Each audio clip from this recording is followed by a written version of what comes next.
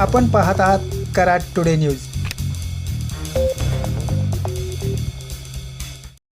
रस्ते अपघातांचे प्रमाण कमी करणे तसेच नागरिकांमध्ये सुरक्षित वाहन चालवण्याबाबत जागरूकता निर्माण करण्याच्या उद्देशाने रस्ता सुरक्षा अभियानांतर्गत महामार्गावर पेटनाका व उंब्रज येथे वर्दळीच्या ठिकाणी पथनाट्य सादर करून रस्ता सुरक्षा प्रतिज्ञा घेण्यात आली।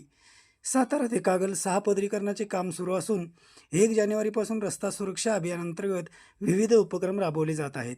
आज महामार्ग पोलीस विभाग, राष्ट्रीय महामार्ग प्राधिकरण तसेच अदानी कंपनी यांच्या संयुक्त विद्यमाने या उपक्रमाचे आयोजन करण्यात आले होते।